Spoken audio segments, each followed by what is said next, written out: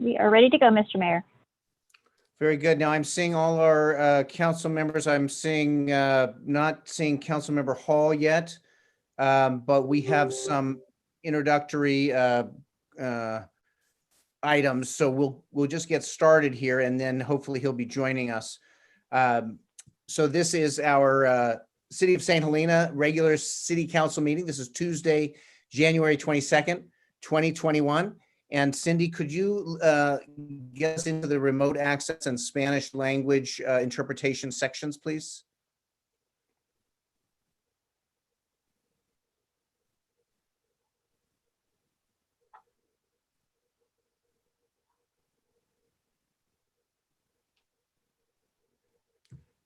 I believe you're muted, Cindy.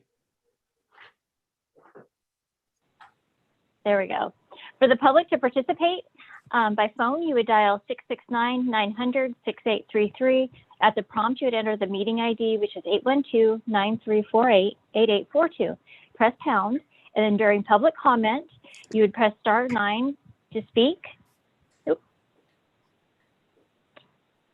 And tonight's meeting will have live Spanish interpretation. To access the interpretation, you will need to use the Zoom application from either your cell phone, tablet, or computer. Instructions on how to use the Zoom app are listed in English and Spanish on the agenda posted on the city's website. Once you join the meeting from the Zoom application, you will see a small globe at the bottom or top of the screen. Click on the globe and you will be able to access the live interpretation. Marcy and Claudia are our interpreters this evening. Thank you very much. And now we'll move to our Pledge of Allegiance. And if folks would mute your microphone and place your hand over your heart and repeat with me. I pledge allegiance to the flag of the United States of America and to the republic for which it stands, one nation under God, indivisible, with liberty and justice for all.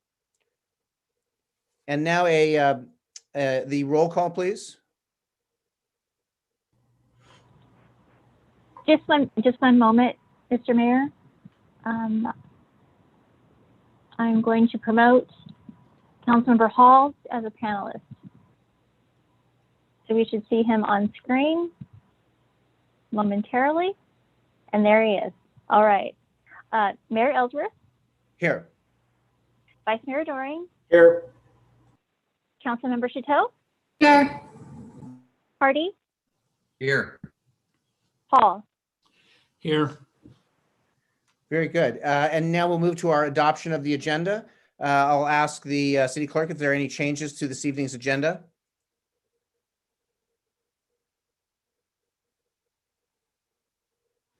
Yes, Mr. Mayor, there has been a change. Excuse me.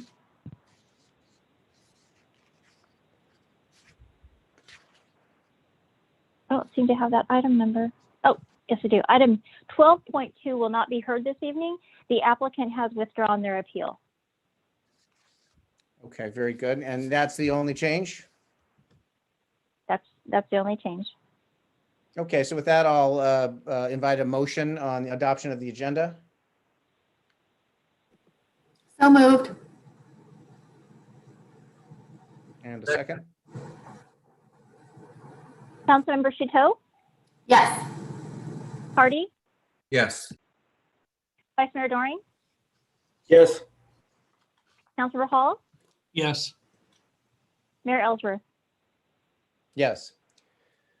With that, we'll move to our public forum. This is where members of the public are entitled to speak on matters of municipal concern not on the agenda.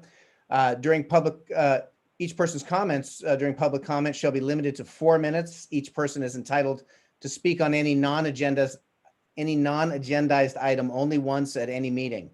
Brief questions by council members for clarifications may be posed and answered, and council members may make requests that items be placed on future agendas. But in accordance with state law, no substantive discussion or action may take place unless and until the matter properly appears on the agenda. I'll ask the city clerk if she's seeing any public comment at this point. We do have some public comment. Leslie, I'm going to allow you to speak. You can unmute yourself and address the council. Thank you. Hello, council. This is Leslie Stanton. I'm concerned. The city has deem that Picasso is acting as a timeshare. So now that they have finished a couple of the houses and the agents have toured, I'm wondering what the next steps are. Will they be able to sell, or is this put on hold during the time that the lawsuit is rolling along? So that's what I was curious about. Thank you. Thank you. So perhaps for questions like that, I'll check in with our city attorney. Said someone from the public submit a question like that to the city attorney? Sure, that would be fine. I'd rather not respond tonight, but if Ms. Stanton wants to send me an email, I can respond to it. Although with being mindful of the fact that we're in the midst of litigation with Picasso, so my response will be somewhat limited. Thank you. So we'll move back to public comment and see if there's additional public comment. There is. Aaron, I'm allowing you to speak. You can unmute yourself and address the council. Hello, can you hear me? Yes. Yes. Great. Thanks, everyone. My name's Aaron Armstrong. My wife and I recently moved here. I'm a physician at the hospital. And we purchased a house on Spring Street near the corner with Allen. And I've been concerned because I've noticed that there's very fast traffic down that road. I think often 10 to 20 miles an hour in excess of the posted speed limit. This creates a lot of noise, and I think there's also a lot of pedestrian activity on Spring Street. So I wanted to propose this be added as an agenda item in the future. I have started to work with the local police with regards to speed enforcement, but I think in the long term, I would like to have strong consideration for a stop sign to be put on Spring Street at the intersection with Allen, and or speed bumps in that area, because I think chronically that is an area that people tend to use to try to bypass Main Street, especially when there's a lot of traffic. So thank you for your time, and wonderful to join the town. Thank you. Thank you for your comments. And I know that we had discussed at one point on our safe routes to school some enhanced crossings that may tie into that conversation from the city. Is there additional public comment? There is a hand raised. Leslie, you are being allowed to speak. You can unmute yourself and address the council. Okay, thank you. This is Leslie Velasco. I would like the council to know that I reported some noxious smells coming from UVDS Whitehall Lane facility on the 16th of June to Peter X at the county. He replied to my issue with a question and no understandable action. Another neighbor noted glass breaking between the hours of 6 a.m. and 6:30. The issues we face here around this facility are real, not some vendetta between Mayor Ellsworth and UVDS management. This isn't fun and games for the residents of Whitehall Lane. So thank you for your consideration. Thank you for the public comment. Is there additional public comment? There are no hands raised, Mr. Mayor. Thank you. So with that, we'll move from our public comment and we will move to our reports by staff and city council, future agenda items, and AB 1234 reports. And this is reports by staff and council members on items of general interest where brief questions for clarification may be posed and answered, and council members may request that items be placed on a future agenda, except under certain circumstances. The Brown Act prohibits any other discussion or action by the city council. So we'll look to our city staff for updates and start with our city attorney. Thank you, Mayor. I have no report this evening. Thank you. And our city manager. Just two items to update. One, next Tuesday, July 29th at 6 p.m., we will convene a special meeting of the City Council to talk about a fire department study session. So this is similar to prior study sessions that we've done on the operations of the fire department. We will also be presenting the glass fire after action report that evening. That meeting again begins at 6 p.m. It will be in the Zoom environment. And I want to remind everyone about the summer concert series, which returns on Thursday, July 8th. That's going to be at Lyman Park from 6 to 8. And those concert series will continue each successive Thursday through the July month. So looking forward to that returning. Thank you. Thank you very much. And we'll move to our finance director. Great, thank you. And if I can share my screen. I forgot to warn the city clerk about this. I just wanted to provide a quick update for everybody on our water conservation measures and some of the outreach that we're doing. So we did just receive this week these new signs. Can you see the gold is the new green sign? I can get a nod of head if people can see my screen. So these are the new signs that we did get, yard signs. They are available at City Hall. So anybody who would like a sign to be able to show off their pride of their new gold lawn, you can feel free to come by at any time and pick them up. In addition, we are going to be starting, let me get to my other screen. In addition, we're going to be starting with our mailers that are going to be going out on a monthly basis. Some new utility billing outreach, just to make customers more aware of certain things with the water allocations as well as our estimated billing cycles. So this is just a mock-up of the first outreach that's going to go out in a billing statement. So it'll tell you what our estimated billing cycles are and how many days for that billing period, in particular for the residential customers. We also have the interpretation in Spanish. The next item you'll see is on all of our taglines right now, just to kind of talk about where we're at for the conservation measures and what are the requirements. And again, the Spanish translation. The next one that will go out talks about when we can actually water, either on the odd number or even number days for your landscaping, and the hours that we're limited to doing the outdoor landscaping. And then the final, it does talk a little bit about the penalties and the penalty structure that's currently in place. So I just wanted to provide a preview to the council and to the public of some of the things that are coming up for our water conservation coordination and our outreach efforts that are going out to the community. Thank you. Thank you for that update. Our city clerk. Nothing to report. And thank you. We'll move to Public Works. Nothing to report, Mr. Mayor, except for the broken record of please conserve water. Thank you. Yes. We'll move to Planning and Building. Oh, I think you're muted, Maya, but I believe you said there was nothing to report. And we'll move to our Parks and Recreation. Thank you, Mayor. We had Adventure Day Camp start up this week. So we've got 3 cohorts of campers out at Crane Park. They're going to be using 2 picnic areas and behind the Head Start building, using the Head Start building as kind of a base camp, but they won't be primarily in there. Those camps are underway, as well as tennis camps. And I'm happy to announce that our martial arts program was able to move back into the Redwood Room. So kids are in there. We're managing the numbers of participants, and they're all continuing to wear masks while they participate in their martial arts. And plans are underway for the 4th of July. And although there are no 4th of July fireworks, there is going to be the bike parade that will start at 10 a.m. on July 4th. That'll start over at Harvest and Star, and we'll make a 1-mile trek to Lyman Park. It is a free decorated bike parade, so we ask everybody to go online and register.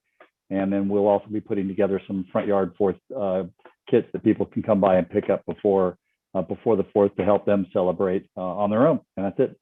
Thank you. Well, thank you very much. And those activities and events mean so much to the community as we get out of this COVID environment. So thank you for all the efforts there. We'll move to our police and fire, not seeing anybody on, but wanting to reiterate the June 29th, 6 p.m. Special meeting regarding our fire department for folks. And so we'll move to our council members. I'll start with Councilmember Hall.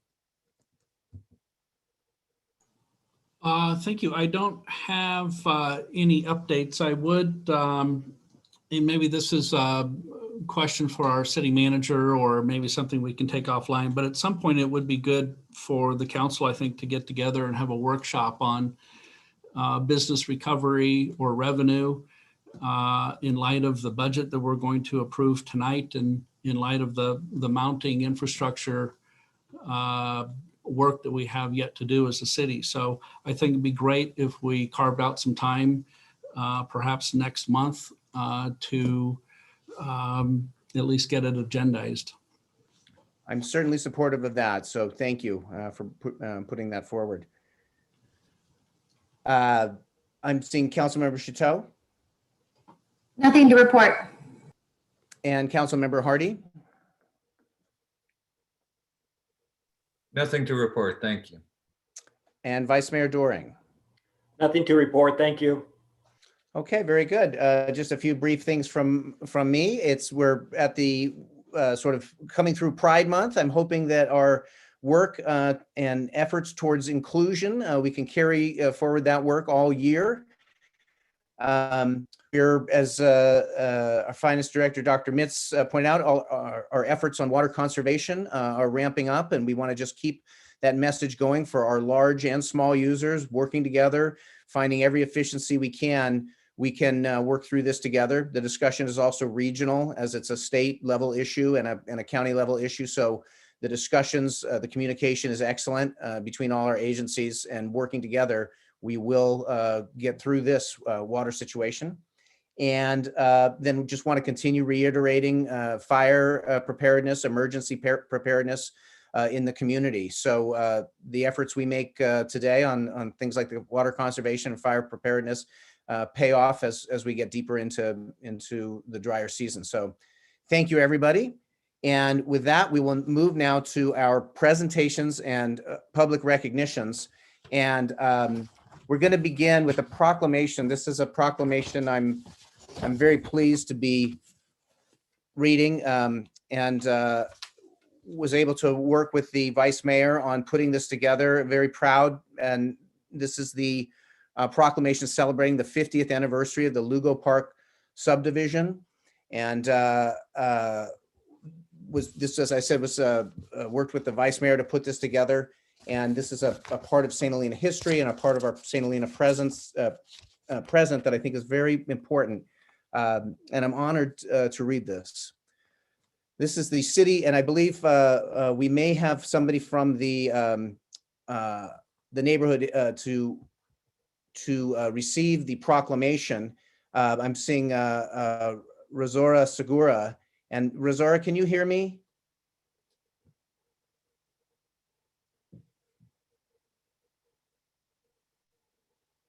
Oh, I'm seeing Lalo Gutierrez, and so Lalo will be here to receive the proclamation and say a few words. So I will promote them to. Yes. Would you like me to promote them? Yes, please, and then I'll begin the proclamation. Rosara, and who was the second? Lalo, Lalo Gutierrez.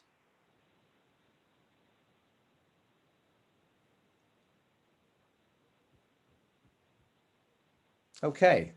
So this is the City of St. Helena proclamation celebrating the 50th anniversary of the Lugo Park subdivision. Whereas in the 1960s, with Napa Valley's growing farm worker population struggling to find suitable, reasonably priced housing, a courageous and determined group of citizens led by Ernest and Hope Lugo dreamed of home ownership in St. Helena.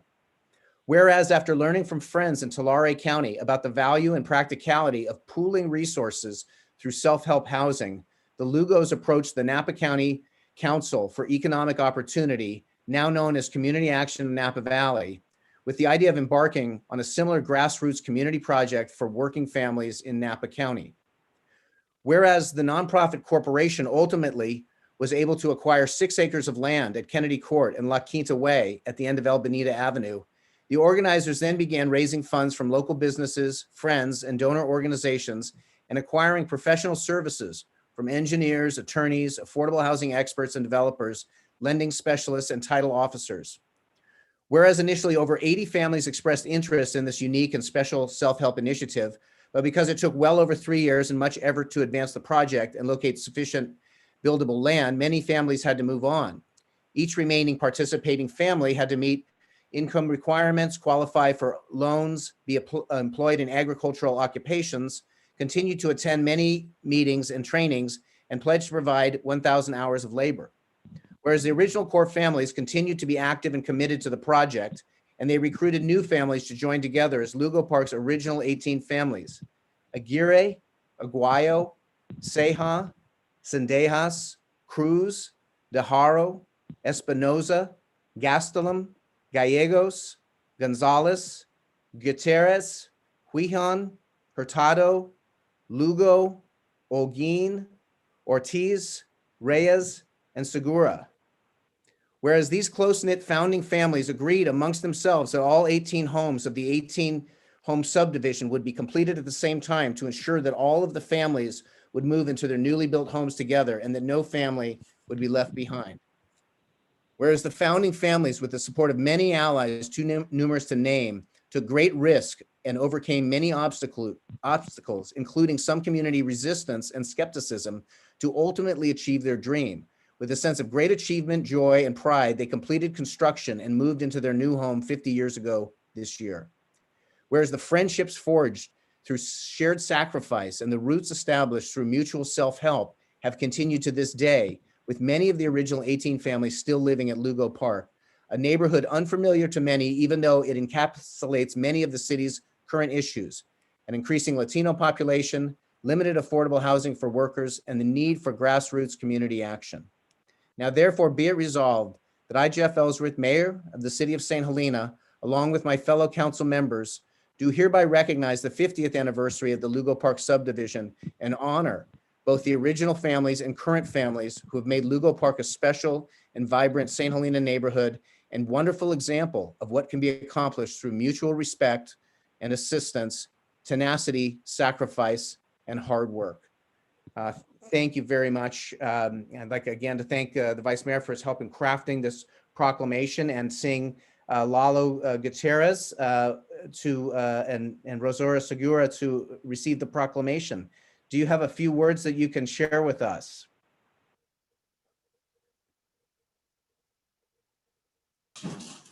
Lalo?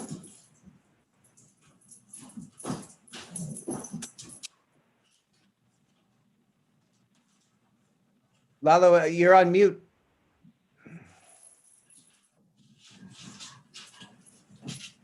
Lalo, can you hit *9 or *6 to unmute yourself?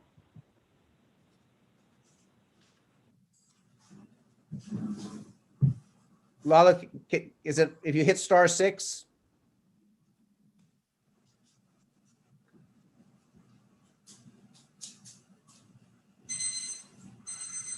Well, maybe we're not going to. Rosar, are you able to?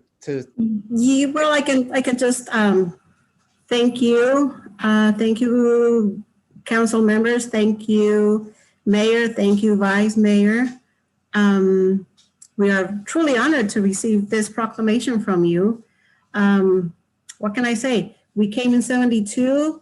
We moved in late in 72 into the house. I do remember my father, which, you know, the Seguras, the Hurtados, and the Aros, kind of family members, and, you know, helping each other and in constructing, building the houses. And then when they were done, going on to whomever was behind and whomever needed the assistance. There was a big celebration when the houses were completed, when they passed inspection, and I was a kid, so I was just having fun playing with the hammers and the nails and getting in trouble because I was playing with the hammers and the nails. So thank you for all that. We are very proud of the neighborhood. My kids grew up there. We were very sad when we had to sell the house because 6 siblings cannot live in one house and everybody has their own thing going. And so yes, it was great. We learned how to ride a bicycle there. We played tag. We played soccer. We played football. We rode bicycles. And it was a true community. And the other day when I was there for the planning of the celebration, it was really neat seeing a lot of kids again. It'd been a while since we'd seen kids playing in the streets. And so it kind of touched my heart and brought back all kinds of memories. Thanks again. And, may this serve as a sample for the larger community as to, we need to be a community. We need to rely on each other. We need to be friends. We need to find affordable housing so that we don't lose that. So thank you very much. Thank you. And we're so pleased and proud to present this and to have you here and be together as a community. So thank you for accepting this. And I'm seeing a hand from Councilmember Hardy.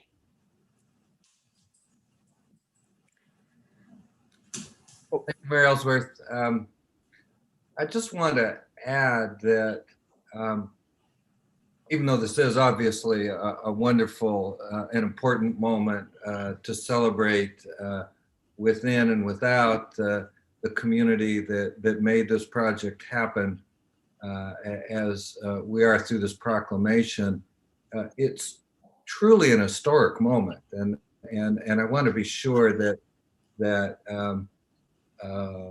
we all understand that this is a pioneering project, that it is of historic significance, not just for the city of St. Helena, but for the state of California, for really in important ways for the civil rights movement in California.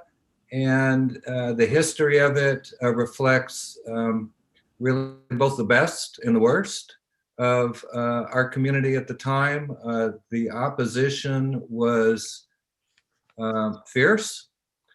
After the project was approved, 3 write-in candidates qualified for the ballot, really with the sole purpose of attempting to overturn the approval of the project. Only one of those write-in candidates was elected, but that candidate was the highest vote getter in that election.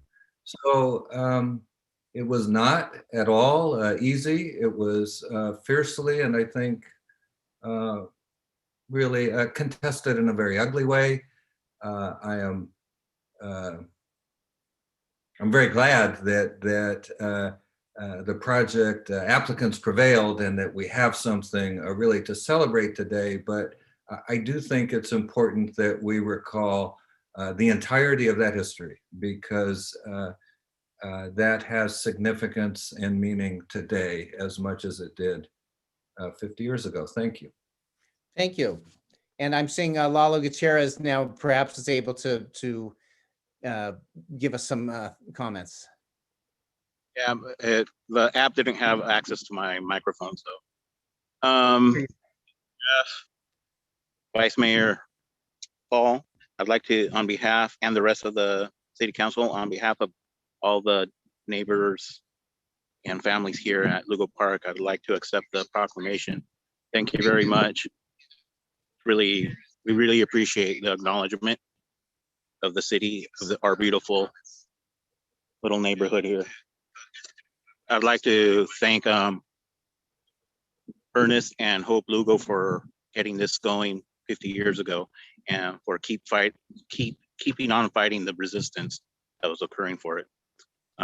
We're here 50 years later, and hopefully another 50 will be celebrating, or maybe our kids will be celebrating the 100th anniversary. And I also would like to congratulate all the people building their new homes in the same project over at Brinkle Court. I wish them success, and si se puede. Thank you. Thank you. Thank you.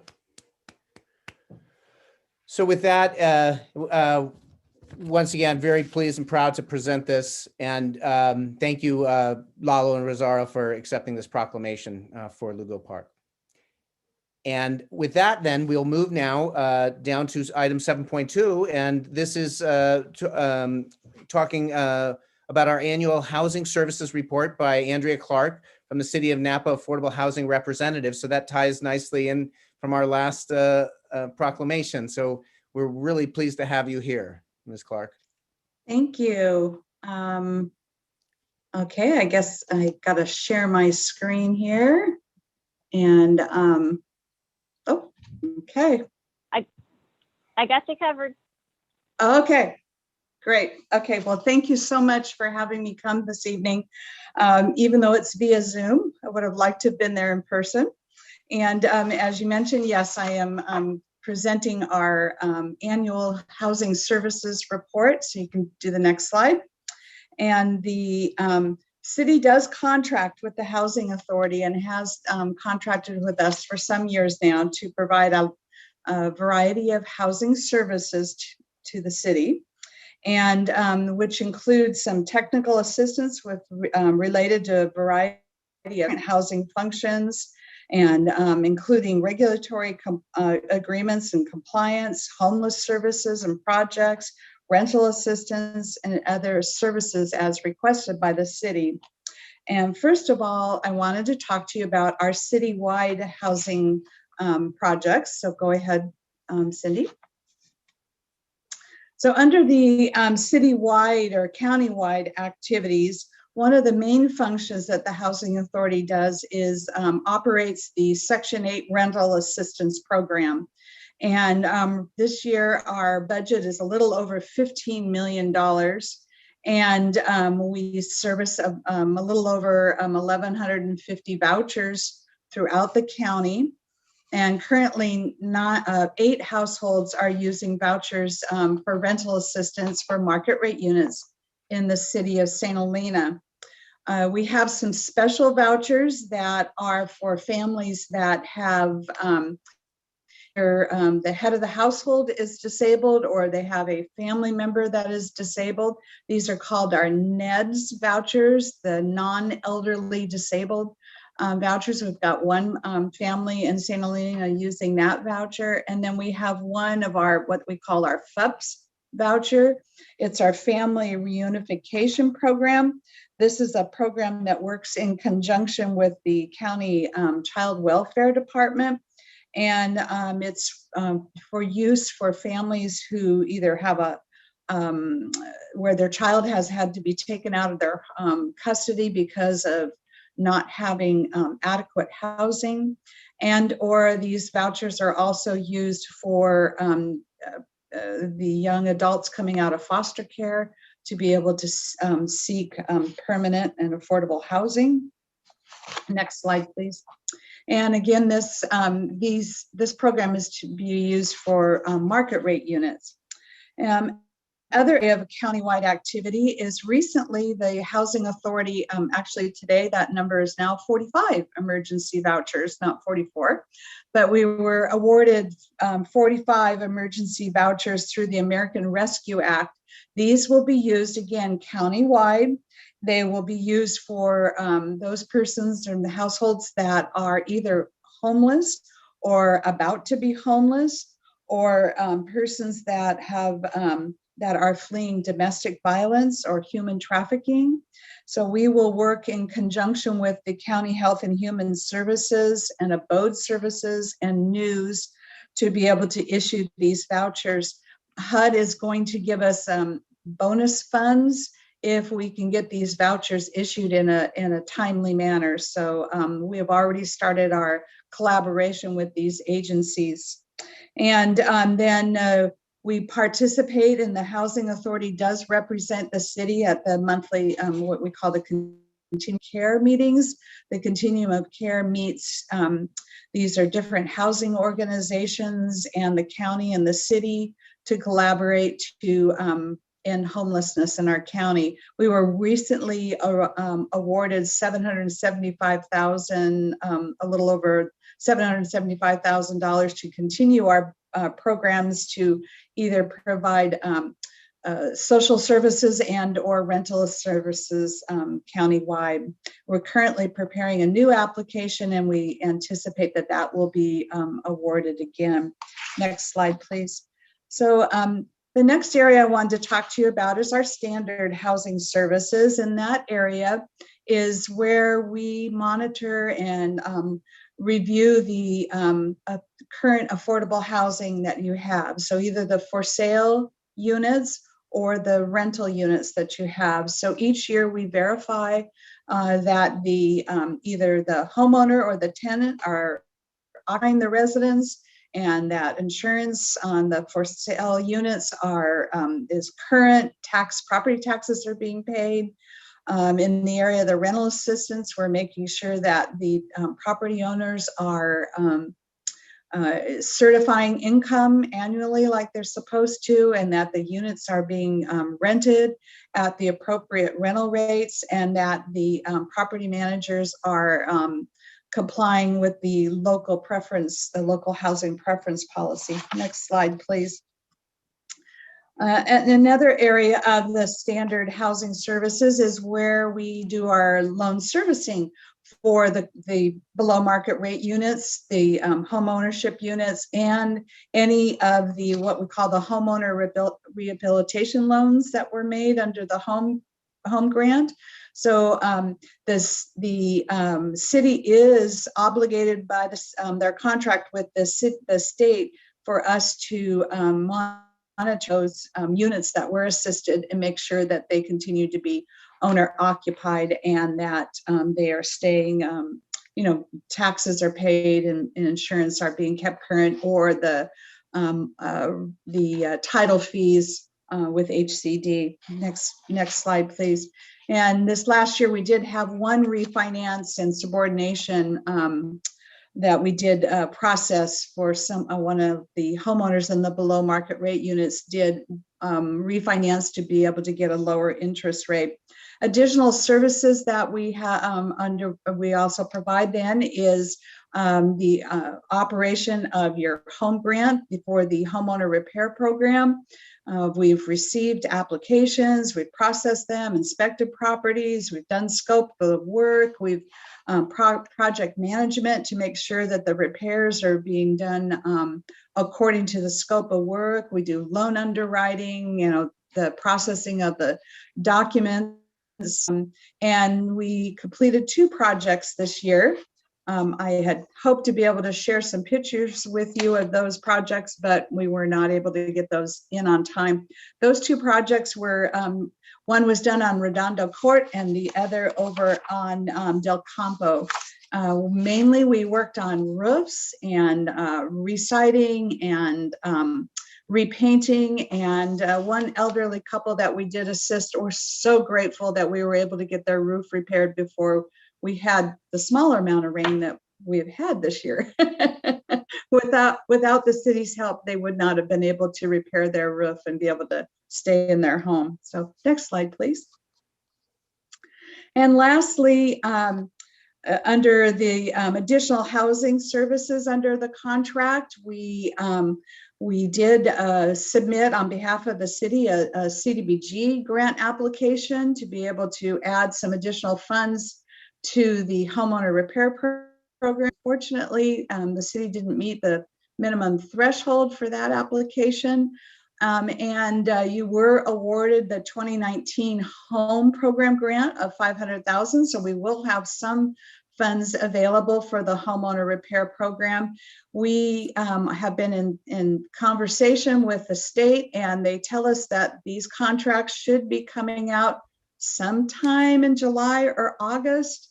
But they're also trying to get out a new notice of grant funding at the same time. I don't expect those contracts anytime before August, quite frankly. And then we have maintained, grant financial records and worked closely with your finance department to make sure that all the required quarterly and annual grant reporting has been submitted to HCD in a timely manner according to the grant contracts. And my housing manager and myself have been available throughout the year to be able to answer any kind of questions and help any of the city staff with any kind of questions. I've had a lot of conversations with Mandy Kellogg in finance with regards to CDBG, and it's been a lot of fun. And just as a side note, I am retiring the end of this week, and so this is my last presentation to council. And I've so enjoyed working for the city and all the excellent staff that the city has. And I want to tell you that we have promoted John Sakamoto in our office here to take my place. He comes with over 10 years experience from our Section 8 rental assistance side of the office, and has been working with me for about the last 4 or 5 months to get trained. And I think we'll have a great just passing of the baton between him and I, and the city won't know any different about a service. So thank you so much for your time this evening, and I'd be glad to answer any kind of questions you might have. Well, Ms. Clark, we certainly will miss you, and very honored to have you here in your last week to give us a presentation. So it means a lot to us, and the partnership with the Housing Authority, so important here. It shows this regional working together, how we can get synergies and get further than we could alone. And as we work on our housing moving forward, working with the authority as a partner is so helpful. So thank you very, very much for this presentation. I want to see if the council has any comments or questions at this point. And seeing none, we'll bring it back. And so we'll get introduced to John as things go. And as I said, we'll miss you, and we're very pleased you're here. And thank you for all the partnership as things have gone. And good luck in your next steps.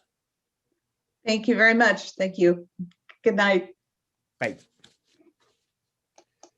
Okay, with that, we'll bring it back to the council, and seeing nothing under our staff briefing, we'll move to consent items. I will read the numbers off. If somebody would like to pull an item, please raise a hand. We'll keep an eye on the attendee side as well, and then I'll have to read aloud item 9.10. So we'll start with 9.1, 9.2, 9.3, 9.4, 9.5, 9.6, 9.7, 9.8, 9.9, and we'll get to 9.10, which I will read. And this is consideration and proposed approval of a resolution authorizing amendment number 4 to the city manager's employment agreement, and in accordance with the requirement of California Code Section 54953C3, providing an oral report summarizing the recommended final action for the city manager contract amendment beginning July 1st, 2021, that provides for 1, a 1-year contract extension to June 30th, 2025, 2, entitlement to floating or personal convenience holidays as authorized by the council for planning departments heads as set forth in the unrepresented compensation program effective calendar year 2021 and beyond. And 3, amending deferred compensation benefit as follows. City will match employee contribution per pay period of up to 4% of base salary, provided the employee makes a simultaneous per pay period contribution of at least 5% of base salary. And with that, that is our consent calendar. And if I'm seeing nothing pulled, I will call for a motion to adopt the consent calendar. So moved. Oh, I'm seeing Mr. Hardy, Councilmember Hardy. Just a point of order. I believe it is appropriate to see if any member of the public wishes to pull an item. I will look to Cindy to see if we are looking on our attendees list and seeing any. No, there is no raised hands. Thank you, Councilmember Hardy. And so we will then ask for a motion. I think we've heard a motion, and is there a second? Second. And a roll call, please. Vice Mayor Doring, Yes. Councilmember Hardy, Yes. Shuto, Yes. Hall, Yes. Mayor Eldredge. Yes. And I do want to make a thank you to Councilmember Hall and Vice Mayor Doring for their work on 9.10. So thank you for your efforts.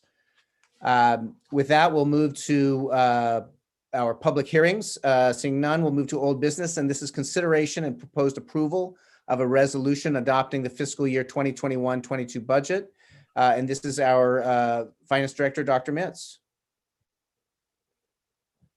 Great, thank you very much. And our city clerk will be sharing the screen tonight.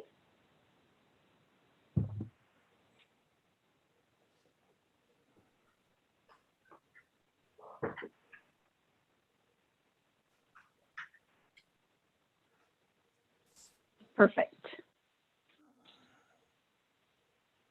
So as stated in the title of the report, this is the proposed fiscal year 2021 budget for adoption. So a quick overview of where we've been and where we're at now. So on May 13th, we did hold our first budget workshop. This workshop did focus primarily on the general fund. We presented the initial general fund revenue and expenses, and we also did a presentation of the draft long-range financial forecast. On May 25th, we at our regular city council meeting, we did present the nonprofit applications, and they were presented for consideration for the city council. On May 27th, we did hold our second budget workshop, and we reviewed the water and the wastewater funds. At that meeting, city council did ask us to provide some further analysis on the revenues and how they could potentially be impacted with the current water situation. On June 8th, at the city council meeting, we did present the long-range financial forecast and as well as the fiscal health assessment presentation. We provided an update for our general fund revenue and expenses. And then we also did present the fiscal year 2021 to 26 5-year capital improvement program, which was adopted by city council. So next slide. So these are the modifications from the June 8th meeting for the expenses for the general fund. So we did add an additional $35,000 to the budget being presented tonight. And this was for the additional opinion research for a concept ballot measure, which was discussed by the city council on a separate item on the June 8th meeting. And it also does support and reinforce city council goal number 4, as well as the community survey. And there was also an additional $10,000 that was added for the Napa Valley College lease. And this was based on updated and more accurately represented square footage of the property and how that translated to the lease amount based on square feet. The next slide. So taking those 2 additional items into consideration, here is the revised net position. So we have a $6.16 million estimated fund balance at the beginning of the next fiscal year.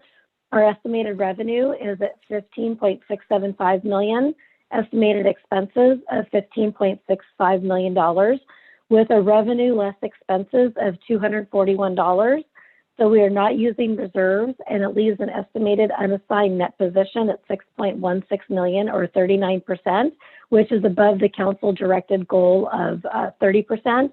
And then we also did discuss at the June 8th meeting, which will bring back for further consideration after Q1 ends in fiscal year 22, of an add back list for certain items that are definitely very important to get funded and on the budget, but in order to present a balanced budget, we were not able to consider it.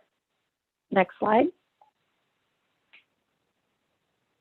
So this is a summary of the water fund and the modifications that were made from the May 27th budget workshop.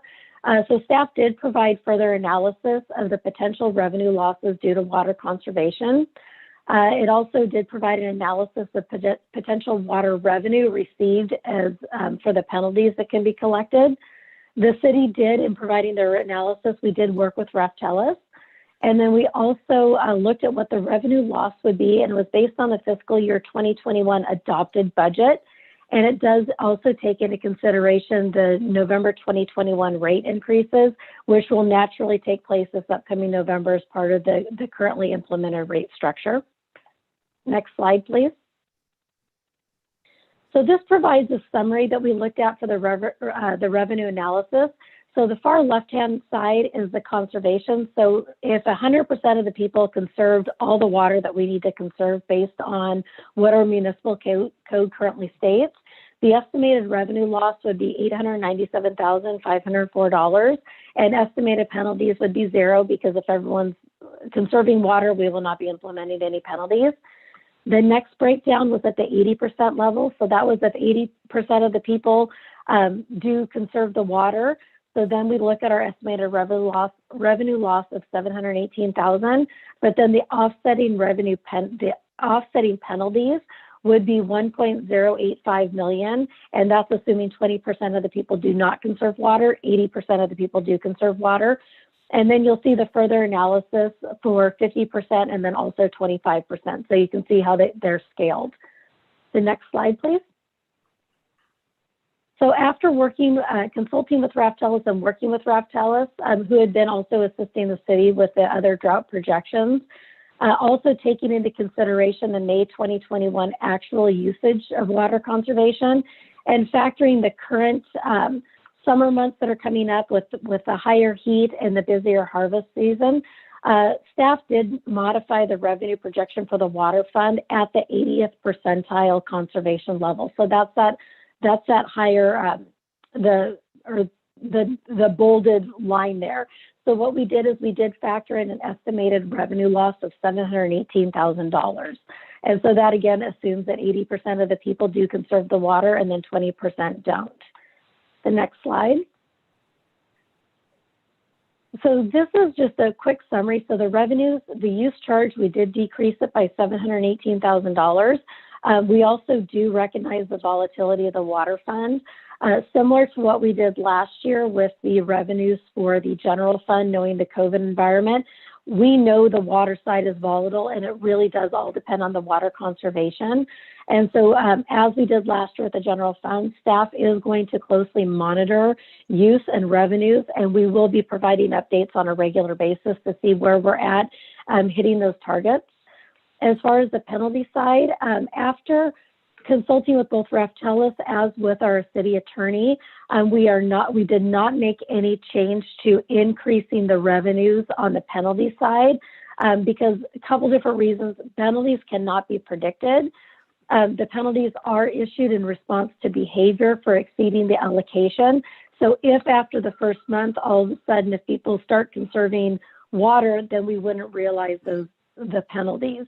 And so because of that, we did not recommend assuming revenues from penalties for budgeting purposes, although that will take into a factor and that will be part of our continual update to City Council. We did not increase the revenues for those reasons. So the next slide. The expenses on the water side, we did increase the expenses by $609,000. From the May 27th meeting, we did find out that the city will be able to purchase somewhere between 140 and 180 additional acre feet of water from the city of Napa. So the $609,000 is assuming that we will be able to purchase the full 180. At this point, we don't know where that is going to lie between 140 and 180. So we factored in worst case scenario for the expense side. Next slide. So where that leaves us on the water fund and net position. So our estimated fund balance at the end of this fiscal year is $4.4 million. Our estimated revenues is $6.2 million. Estimated expenses is a little over $7 million. And it leaves us with a use of fund balance of $876,758. So it leaves us with an estimated fund balance at the end of fiscal year 22 of $3.5 million, which is at 50%. It is important to note that the council target in our policies is 10 to 14 months of operating expenses, which is 83 to 106% of the fund balance. So this is below what the council's target is. That being said, council policy does include the cash balance in the water CIP fund as well to be able to count towards what that net position is. Taking that into consideration, what our estimated balance is going to be, it does bring us to our estimated fund balance of 56%. So it is below target, but again, it does not take into consideration any penalties that we collect that will go into the water fund to be used for water purposes. So next slide. So the modifications for the wastewater side. So for revenues, there were no changes. We did also look at the potential impacts of water conservation. But however, when we actually did the full analysis with Raftellus, because wastewater residential use charges are based on winter average, which those will not be changing, and non-residential is based on 10% of prior use. Those two things taken into consideration, also looking at the scheduled rate increases, there really was no significant change. It was under $10,000. So based on that, we did not make any change to the revenues. And then the expense side, we did not make any changes. So next slide. So this net position is the same that we presented well, similar to the one that we presented on May 27th. The only difference is you'll see the transfers out to capital. So what we did is we looked at what our estimated beginning fund balance was at $4.1 million, estimated revenue of $3.37 million, estimated expenses of $2.9 million, transfers out to capital. So that is money that's going directly over into the wastewater CIP to help continue fund those capital projects. So we do not have a use of fund balance, and the estimated unassigned fund balance is $4.1 million, which is 122%, which is above the city council target of 6 to 8 months. And then also note that part of that fund balance is the settlement agreement that we had, which will be transferred over, we expect in the current fiscal year, or the upcoming fiscal year, to go directly towards the wastewater treatment plant project. And so we'll be bringing that to the city council at a later time once we have the numbers solidified for that project. The next slide. So the next couple slides are just some additional budget notes that we wanted to just highlight as far as what has happened over, between any of the budget workshop meetings and the council meetings. So one of the items that was discussed and was brought to the attention was the attorney budget. So I wanted to provide a summary for the attorney budget because there was some discussion regarding the allocation for the attorney litigation, if that was actually going to be sufficient. So here you can see the different funds that the attorney budget hits. So either the 101 is the general fund, 561 is the water fund, 571 is wastewater fund, and 751 is the affordable housing trust fund. So you'll see we have across the board for professional services. So those are just our general attorney contract that we have. So you have 200,000 in the general fund, 59, almost 60,000 in the water fund, 11,500 in the wastewater fund, and then 25,000 in the affordable housing trust fund. Litigation, we had budgeted 150,000 in the general fund, 100,000 in the water fund, and then 15,000 in the wastewater fund. And then contract billable services, and I apologize, that is just 36,000, the 159, the 26, and the 25, that is a typographical error. But if you look at the total by fund, you'll see that we currently have allocated 386,000 in the general fund, 159,500 in the water fund, 26,500 in the wastewater fund, and then $25,000 in the affordable housing trust fund. Since that time, on Friday, the city attorney did notify staff that they are estimating an additional 50,000 will be needed for litigation in the general fund, and $75,000 for the water fund. So we just wanted to point that out, and that's the additional item in red that has not been included in the budget due to the final development of the proposed budget as well as the staff report. Staff is making the recommendation that a budget adjustment be brought to council at a future meeting following the adoption of the budget. Next slide, please. Again, some additional budget notes, a reminder, it was talked about during the first budget workshop as well as the council meeting with the updated information for the general fund. The budget that's being presented tonight for adoption for general fund does still include these 6 vacant positions. So I just wanted to kind of make everybody aware of that. The next slide. This slide provides a summary of your expenses, either how it's broken down by category, and that's on the left-hand side. So you'll see about half of the expenses for all funds combined is attributed to salary and benefits.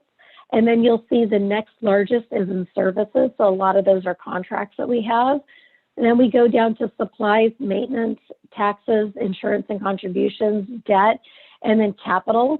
And again, this capital expense does not include transfers that go into the CIP, but these are really annual contributions, whether it's purchasing the street sweeper, purchasing additional capital equipment. So we just wanted to kind of show a summary of overall where the expenses go. And this again is a combination of all funds. So it's the water fund, wastewater, and general fund.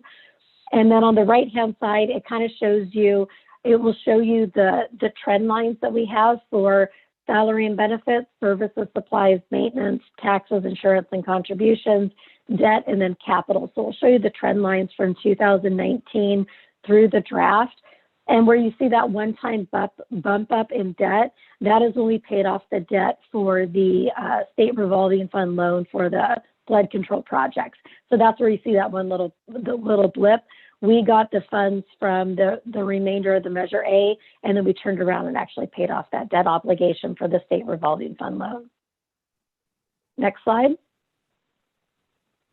And this is just a summary, again, just kind of wrapping into the long-range financial forecast since that was presented at a different time. So it's just a reminder of where we're at for the long-range financial forecast. So we presented 2 scenarios to City Council. So you had scenario number 1 was a baseline, and then scenario number 2 was an additional hotel in fiscal year 26.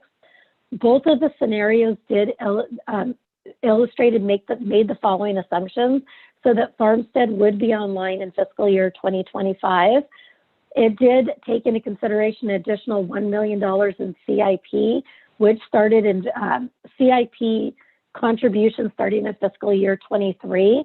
And those 2 particular CIP was $500,000 in storm drains, as well as $500,000 in civic improvements. Those 2 dollar amounts are not included in the budget document, but this is just the long-range financial forecasting showing what would happen when we start adding those dollars in there. It also assumes that sales and TOT will return to fiscal year 20 adopted levels by fiscal year 2023. But it also does not take into consideration any unfunded CIP projects such as the Mills Lane Storm Drain Project, which was brought up at one of the previous council meetings. On this chart, you'll see the red line. That shows what the City Council target 30% reserve levels are. So you can see that's where the target is.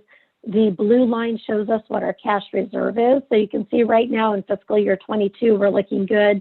But then if we keep going along in the same trajectory on the baseline, it brings you down below those targeted levels and actually into a deficit, taking into consideration investment into capital assets.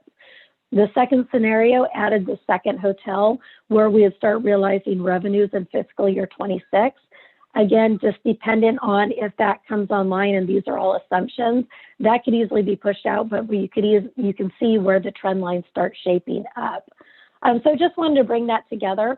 The recommendation tonight is to approve the proposed budget in front of you. And then I also wanted to open it up to our city manager, Prestwich, if you had any final thoughts or feedback on the presentation or on the budget in front of you.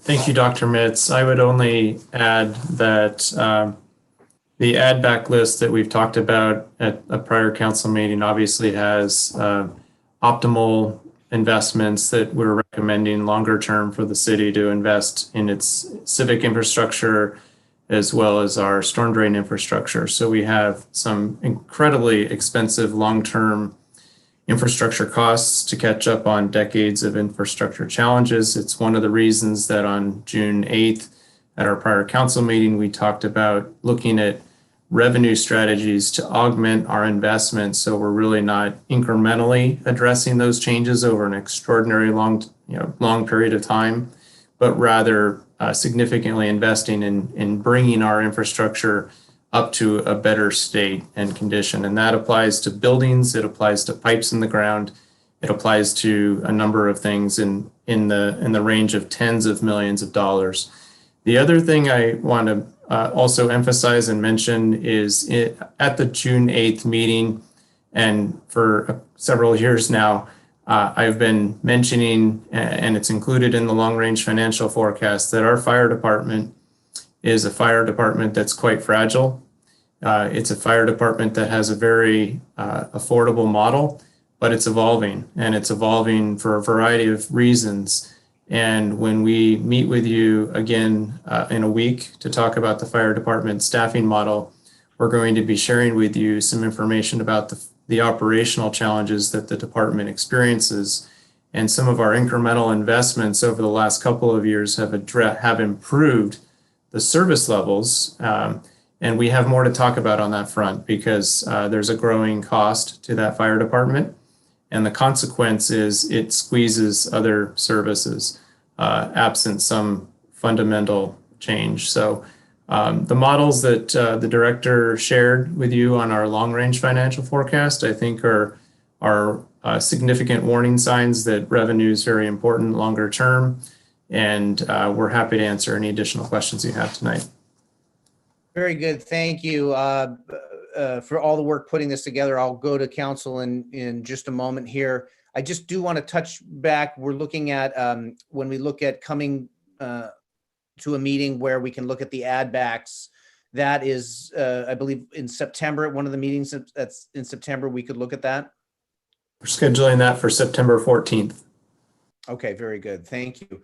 So with that, I'll open it up to the council to see if we have comment at this point. And I'm seeing Councilmember Hardy. Thank you, Mayor Ellsworth. I have a couple of questions. First for Dr. Mitz. Am I correct in understanding that no water-related penalties are included in the budget? That number is 0 in the budget? And that is correct. Yeah, that is correct, and it was based off of the recommendation from both Raftellus as well as our attorneys, because the penalties that are collected are technically unrestricted. They can be used for anything. We have in our other presentations on the water conservation side, I'm making the recommendation that we allocate that specifically for water. And also one of the reasons why they made the recommendation to not include it was that they are unpredicted revenues and they're based on behavior. And so it was their recommendation. And so we're following the recommendation of both Raftellus as well as our attorneys.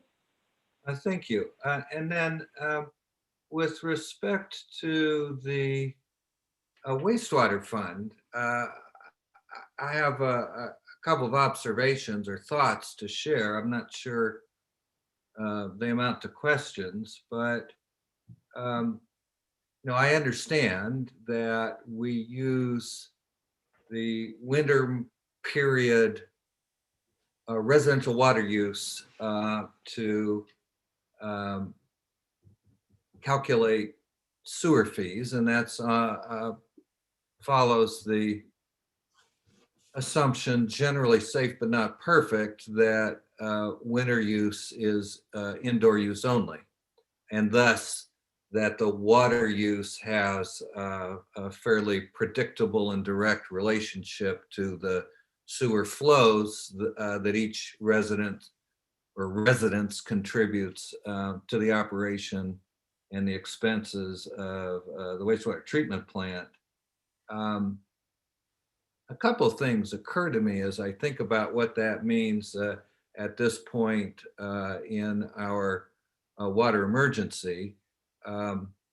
If everyone is responding, as we hope they are, to our phase 2 restrictions, then current sewer charges will reflect more flow than is actually being generated by the residences, because we're all subject to a reduction in indoor water use. That's the 65 gallons per person per day, which is a reduction from our average use, as demonstrated in some information we received from staff some months back. And then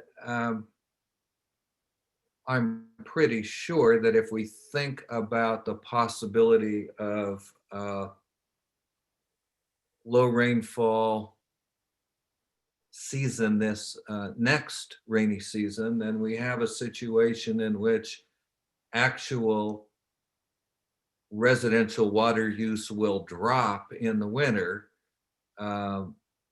with consequences potentially for how we calculate sewer fees the following year. If I'm correct in assuming that sewer fees are actually, I think sewer fees are ordinarily calculated on the previous 3 years winter average. That's a question for Dr. Mitz. I'm not remembering exactly how we peg them to winter use, but what I am really sure of is that the phase 2 water emergency is going to make the relationship between winter use and summer sewer flows different from what we assume when we set that formula and make the calculations. So I don't know how useful that comment is, but I suspect it's a good thing to keep in mind moving forward. Thank you. And I can respond to your question. So the winter average is based on the current three-month winter use. So we take January, February, March, and we take the average of those 3 months to be able to get to your winter average. So it's not a 3-year, it's for that current year. And as you stated, Mandy and I had talked extensively, as you know, with Raftelis as well, about the effect of if conservation efforts do continue through the winter time, that it would affect the winter average for residential, which means there would actually be less collected for it. And after talking to Raftelis and Mandy and I talking back and forth about that, that was part of the volatility aspect. And so we are going to wait and as we constantly reevaluate and constantly look at what the revenues are doing, including the penalty side of it, we feel like we can make better decisions, you know, every couple months going down the line when we really are honing into what it's looking like and seeing what weather patterns are happening further on in the year for the drought. So I hope that answers your question. Yes, it does. Thank you. Thank you. Are there additional council comments before I open it to the public?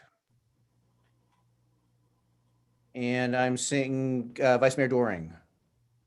Just on the latter point that was made by Dr. Mitz, I think it would be helpful going forward to have maybe more frequent updates, especially on the water and wastewater funds, how they're trending with revenues.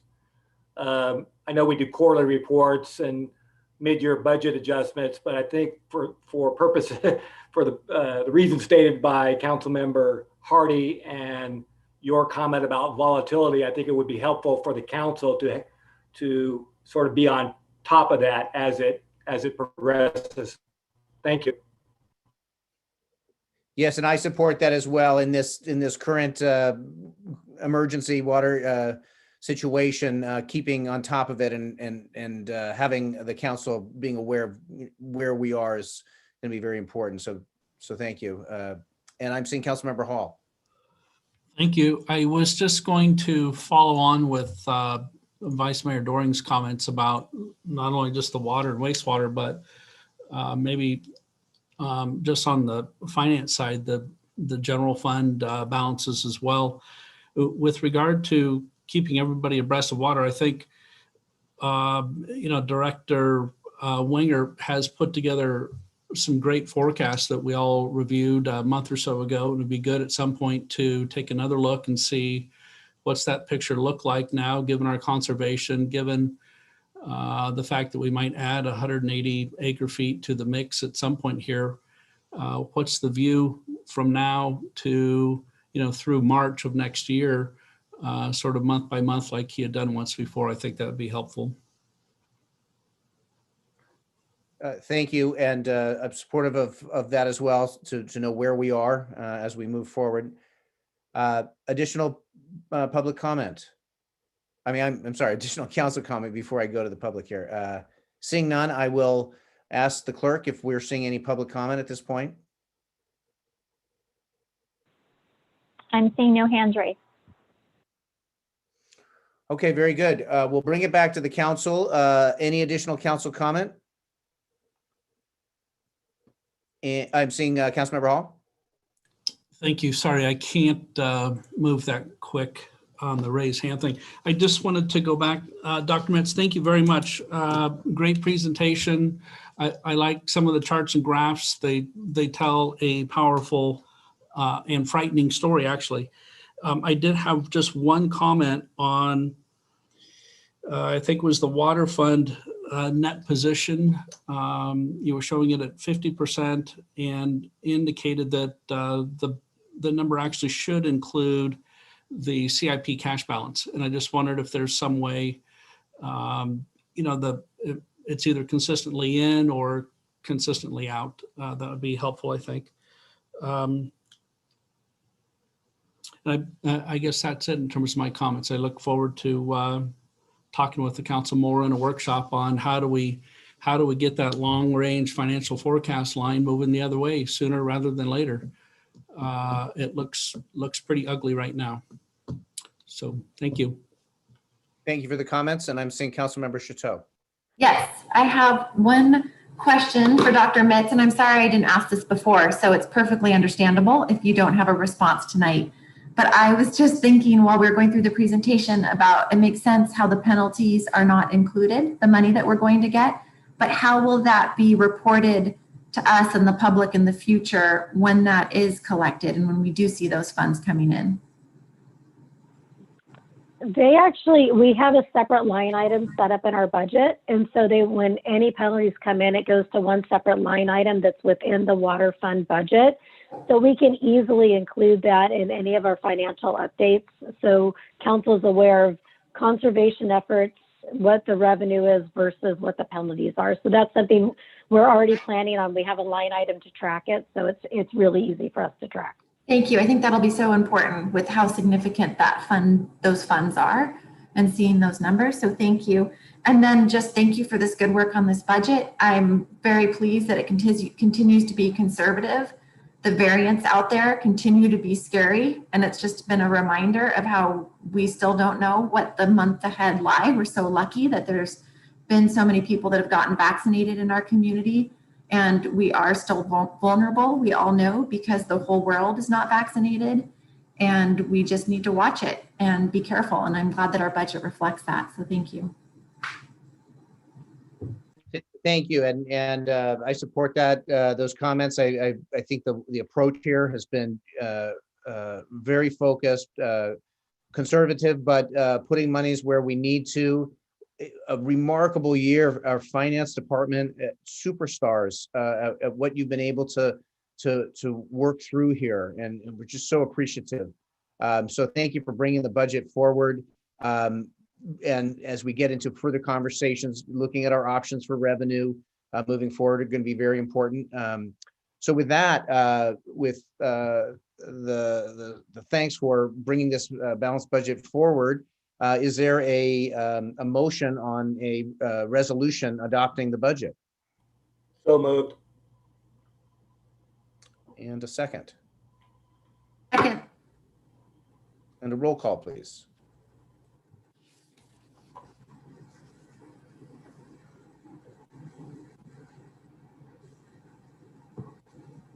Oh, sorry. I'm muted. I was muted. Sorry about that. Vice Mayor Doring? Yes. Councilor Chateau? Yes. Paul? Yes. Hardy? Yes. Mayor Ellsworth? Yes. Very good. We'll move on now to item 11.2, this discussion and direction of the R18-81 downtown improvement project. Some disappointing news on this, but perhaps we can find some hopeful steps moving forward. This is Mr. Wenger, our interim city engineer. Yes, good evening, Mr. Mayor and council members. As you mentioned, this is regarding the downtown improvement project, which is R1881 and the CIP. As you know, and the public knows, this is proposing to reconstruct a lot of pedestrian sidewalks, curb ramps, trees, streetscape, etc. on Main Street between Pine and Mitchell Drive. As indicated in the staff report, there's a variety of different funding sources for this, including the general fund, gas tax, Measure T, and One Bay Area Grant Phase 2, which is referred to as OBAG 2 monies. Just to give the council an update of where we're at on the overall project. Currently, the plans are at 90% complete, the plans and specifications for the project. And during the month of, at the end of May, we received the environmental clearance through Caltrans, which was a big step. Actually, that had started way back in December of 2020, and it took that long to get clearances. But one of the things that complicates this project is the OBAG 2 funding, which is actually comprised of federal funds. So everything we process, regardless of that funding source, is only $1.2 million of the overall project. We have to process everything through Caltrans and get clearances through Caltrans, which can be a relatively arduous process. One of those clearances that we need through Caltrans is something called a right-of-way certification. And the right-of-way certification basically says you have all the right-of-way or easements that you need in order to construct the project. And typically that's one of the last clearances needed before Caltrans authorizes an agency to go out to bid. So what I found out over the last few weeks in talking with the consultant is we have a discrepancy in some right-of-way documents. We have original deed documents that indicate where property lines are. And we have a right-of-way relinquishment document that was done by Caltrans back in the early 90s. And those two documents conflict. And what that causes is a lot of confusion over whether we have enough right-of-way, and if we don't, how much we need. So it's, to say confusing is an understatement. And so in talking with the consultant, BKF, the resolve to this is, first of all, to order title reports for almost every property in the downtown area to truly find out whether there were some easements or some other dedications that took place in order to take that into account with respect to right-of-way.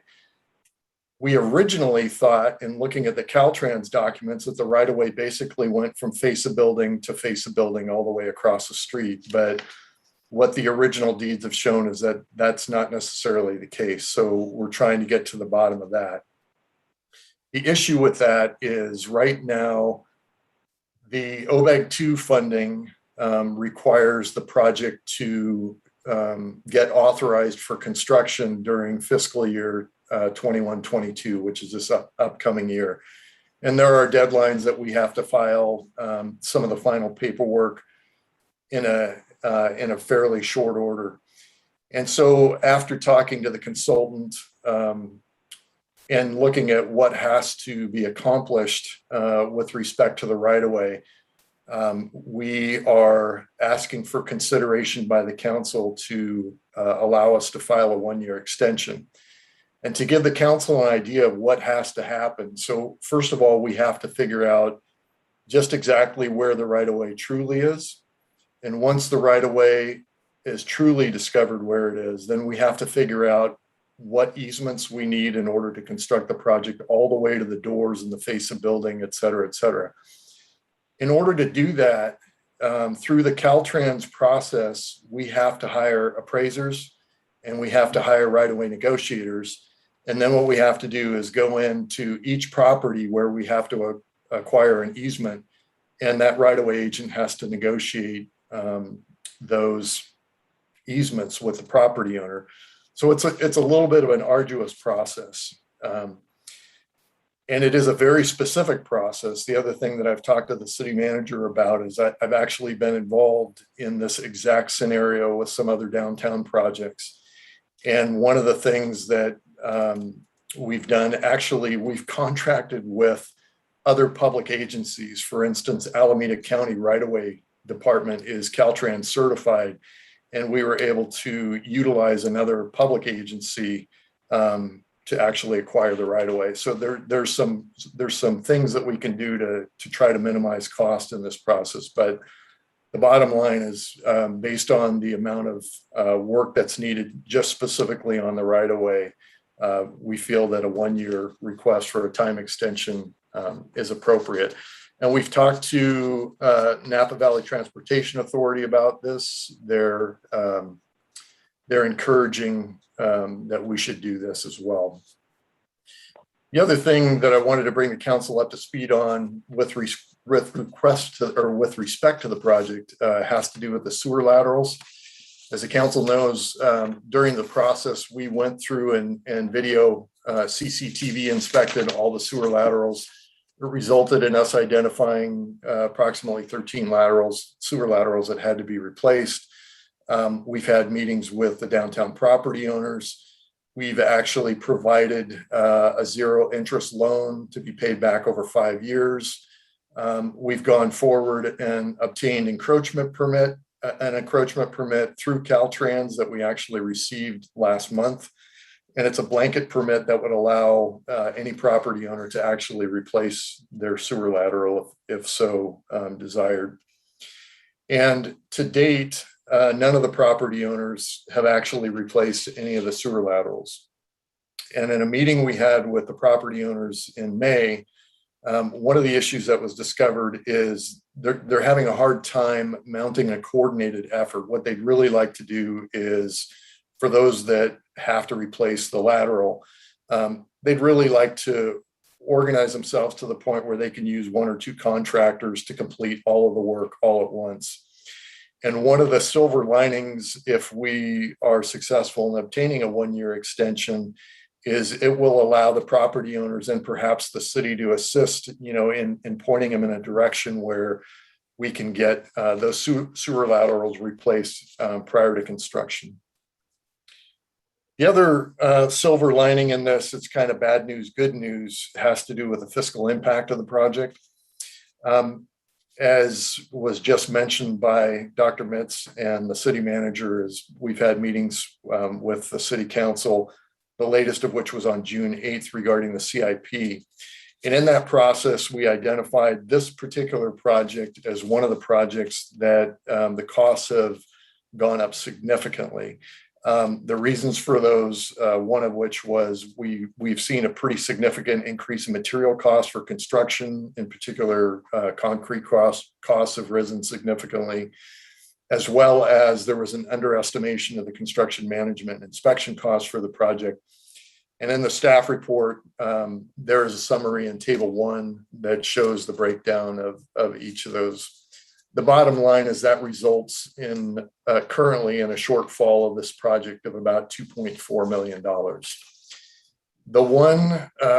The silver lining part of that is in discussions with NVTA, there is the OBEG funding source. We're currently in phase 2. MTC has told the different agencies in the Bay Area that OBEG 3 applications for that should be coming out anytime now, probably within the next month or 2. If those come out, we have the opportunity to apply for additional funding through the OBEG 3, and we're hopeful, because we did qualify for OBEG 2, that perhaps we could make up a good portion of the $2.4 million shortfall for this project. So I've thrown a lot at you, and I know some of this gets pretty complicated and pretty detailed. I tried to avoid going too far down the detail rabbit hole, but I am certainly available to answer any questions. Thank you, Mr. Wenger. I'll get it to the council in just a moment here. I just want to, well, thank you for the presentation. I know this was a challenging issue as we learned more. As you're saying, maybe a silver lining in the ability to look for more funding. One of the things I want to think about too is if we're going to be delaying for a year and our sidewalks are in the condition they are, for us to think about what it looks like to do some enhanced maintenance to be doing the best we can before we get to that project. So I just want that to be in our minds too, how we might accomplish that with a few seasons here of foot traffic that we need to anticipate. So I just want to sort of make that point to think about how we do that. And then with that, I'll see Councilmember Hardy's hand and go to him. Thank you, Mayor Ellsworth. I have a number of questions, and this is sort of the good news, bad news part of having an attorney on the council who has a particular interest in easement and boundary issues, not to mention public streets. So at this point, do you have any response from Caltrans as to their view of which is controlling the legal descriptions for the property versus their relinquishment document? To answer the question directly, I have not asked Caltrans right-of-way department that exact question. What's very interesting about, without getting into too much detail, when you look at the Caltrans relinquishment document, they provide bearings and distances and very detailed information about the curb side of their property, but they provide no meets and bounds or bearing and distances on the building side of the right-of-way. And it is, it's odd. It's very odd that they would provide levels of detail on one side, but not on the other side. So it raises a very large question with respect to, are the Caltrans documents right, or did they just miss it? Well, I mean, you'll just have to bear with me, but I have some professional experience with how the boundaries of the Caltrans right-of-way are established north of our downtown, and I'm pretty sure the history is identical. The fundamental problem is, unlike most of the public roads in Napa County, there's no original title record of any kind for the original county road from Napa to Calistoga, because it predated the formation of the state and state government. So unlike the process created by the state legislature in 1850, which required documentation, surveys and grant deeds typically, here you've got a road so old, the road's already in existence and recognized as a public road before those statutes come into being. So again, from experience, I know what surveyors do when they have a deed on a property, and I'm familiar with a stretch, between the northern part of St. Helena and Freemark Abbey, as an example. The surveyors will locate that boundary as an observed boundary. So they just go out and look at where the improvements are, where the storm drain is, where the power lines are, where the fences are. They don't have any other basis for locating a legal description that has a call to the county road, which is how those deeds are written. I haven't looked at Main Street deeds in that regard, but I know that's how most of the deeds north of town are written. They have a call to the county road. Where's the county road? Well, so you have this fundamental absence of the kind of record of title information that would generate an easy meets and bounds description, unless some surveyor has started with that, I'm going to see where it's observed, and then generated a meets and bounds description from that. So I wonder what Caltrans' position is with respect to the discrepancy. And then my next question is, do we have a title expert? Who is the city relying on for expertise in this particular area? It's an arcane, but for us right now, it looks like a pretty important subject.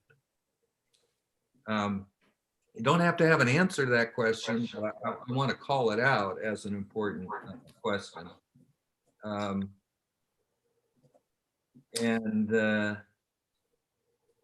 and so, that sort of goes to a related point, which I'm just wondering how that boundary, what's a pathway for getting that discrepancy resolved? Or for finding out what Caltrans' position is, and then if their position is at variance with what you see in the deeds, what does that mean? And a separate question. I'm just going to fire off all my questions, and I can be quiet. You can do with them what you will. I was listening attentively to your discussion of the 13 laterals that need replacement, and you said that there's already a Caltrans encroachment permit, and my next thought is, does that permit have an expiration date? I think such things ordinarily do. And is that a part of what's getting extended if you pursue a one-year extension? Or is that a separate thing you have to ask for an extension for? Again, just from, I've learned from some of the unhappy experiences of my clients, and sometimes these things get complicated enough that you can get one extension but miss another, and just want to call your attention to that, so that doesn't happen. And finally, with respect to the OBAG2 grant, what I'm understanding from your presentation, Mr. Wanger, is that the critical pieces moving forward that need to be addressed in order to complete that funding process have to do with these construction and permitting related details. Does that mean that in terms of the project description, the grant application has some form of preliminary approval, or is it one of these things where we don't find out until the very end whether the money is coming? That's it. Okay. Would you like me to answer those? Yes. I think, well, if I have answers to all of them. Yeah, no, fair enough. So the first question you asked had to do with, what was Caltrans's explanation for the variance? And I've talked to that what is currently shown on the improvement plans. I asked BKF, how did you establish where the property lines are in relationship to the street? And they said when they were going through at the very initial parts of their project, they couldn't find definitive right-of-way documents. So they physically took every deed and actually prepared property lines based off the deeds from every property in that area. And then on top of that, they got a hold of the Caltrans relinquishment document, which didn't have anywhere near. It basically said the right of way, was a straight line next to the buildings. And when you look at BKF's plans, certain building property lines are in and out, and they can vary 5 or 10 feet. And so they're in the process of trying to flesh out with Caltrans and through title reports, was there something that occurred between when those original deeds for all those properties were prepared and Caltrans prepared the right-of-way documents? What did Caltrans base their right-of-way documents off of? And I think that's the key, and that's a question that you have, and that's absolutely a question that I have as well. So my understanding is BKF is in the process of trying to figure that out with Caltrans. One of the other questions and that actually was 3 questions that kind of covered 3 of the questions that I think I wrote down.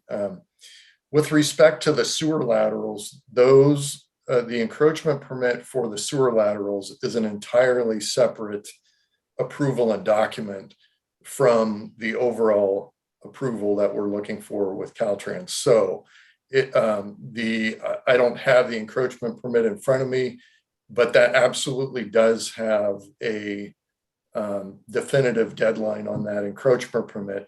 Caltrans generally is relatively favorable about extending that if you have a good reason why to extend it, but we would have to pursue that on a city staff level completely separately from the approvals associated with the overall large project. And lastly, you talked about the OBEG 2 grant and the authorizations. So when these projects start and you get approved to use federal monies, one of the first things you do is you submit a project description, you submit kind of an environmental overview. It's a checklist that they ask, and you go through something called a field review. And it's actually a meeting with a lot of Caltrans representatives, and they ask you questions and they kind of define things. And so you through that process, you actually work out what the actual description is of the project, and they approve that.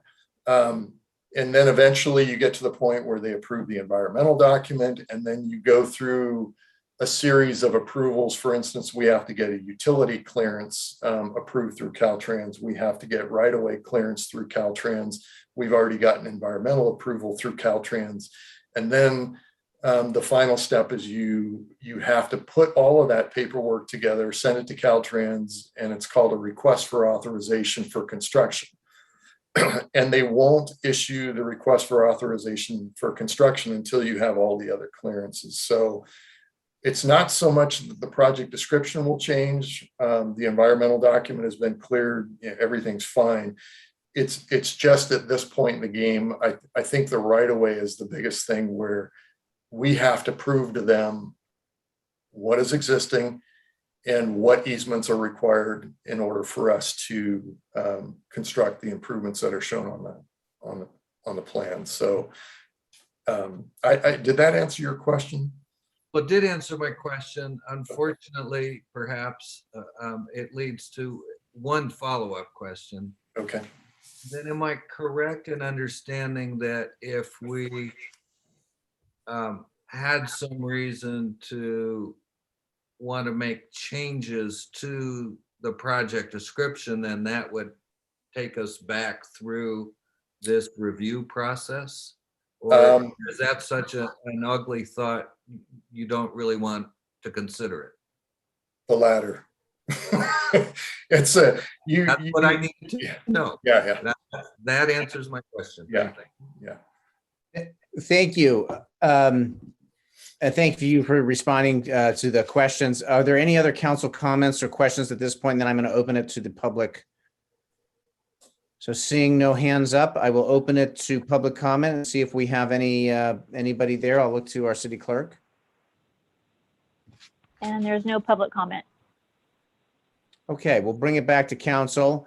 And the recommendation is provide direction to staff on funding and project schedule. So, we've sort of accepted this unfortunate news, but looking for silver linings in terms of perhaps increased funding, and knowing that we're going to keep pushing to move this forward. And this gives us the time to do it in a way that's going to work. Is there any additional council comment? And I'll look to the city manager. What exactly do you need from us tonight to move through this item? Your direction is fine. So we're going to proceed with a 1-year extension request. Okay. Well, very good. And we appreciate the continued work and focus, and it's unfortunate, but we'll find ways to make it work and keep moving forward. So thank you. And thanks for the presentation. Okay, with that, we're going to now move to item 12.1. This is consideration and proposed approval of a resolution appointing applicants to the Active Transportation and Sustainability Committee, the Planning Commission, Parks and Recreation Commission, and Library Board of Trustees, and consider leaving the recruitment open for the unfiled terms of office until filed. This is our city clerk, and this is a point where what we'll do is take a break to do our voting. I'm just going to ask the city clerk if we should do discussion first or take the break now and get the ballots returned in terms of our process. So why don't we go ahead and take a break now and have all the council members email me their ballot and take a break. Let me tally. I can make the announcements, and then why don't you have your discussion? That sounds good. So it's 7:40. Well, let's come back at 7:55 and regroup then. And you'll see your ballots should be in your emails. Thank you. Thank you.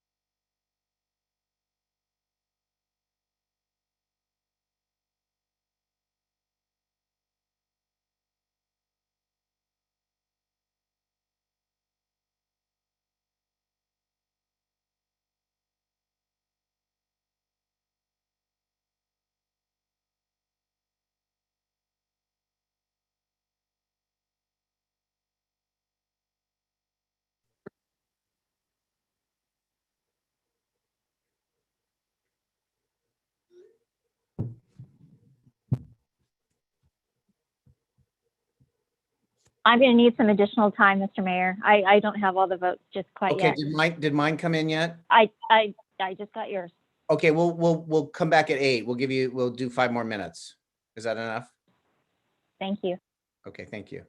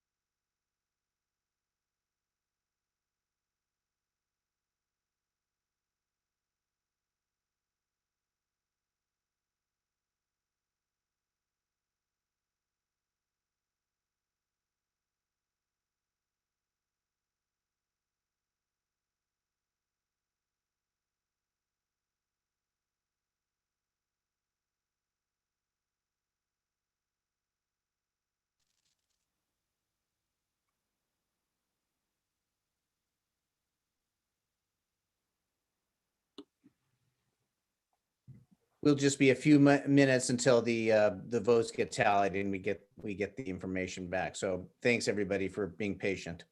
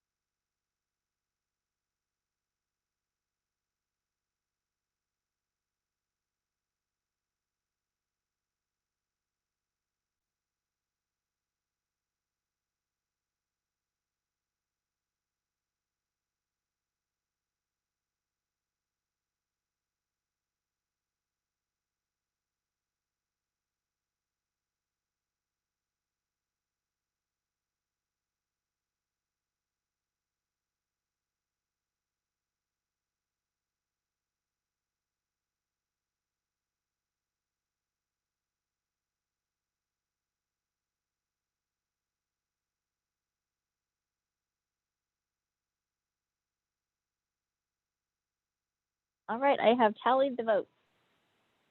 Okay.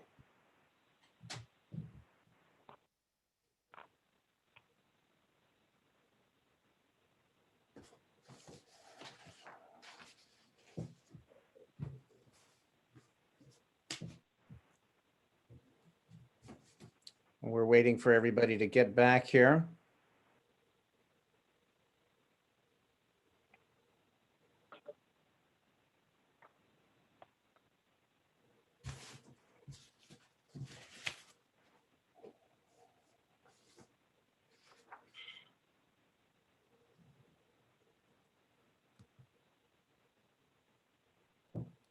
Okay, we have our council is back, our city manager, our city clerk, so we'll move forward here. With our votes, Cindy, are you going to be sending those to me or announcing those? I will be publicly announcing them. Okay, very good. Should we go ahead and start? Yes, I think we're ready to go. All right. So the person with 35 votes is John Pont. The person with 28 votes, Marika Rothfeld. And then third would be Christopher Warner with 24. And then fourth would be Peter White with 15. Okay, so as we look at this item and we move through the different boards and commissions. So we'll start with the Planning Commission since you read those off. And so the listing, Mr. Pont. And so in making the nomination, so first I would nominate John Pont and see if there's council support for that nomination. I would like to second that.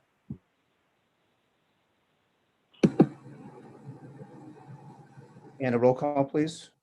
Mr. Mayor, I just want to Yes, make I'm sure.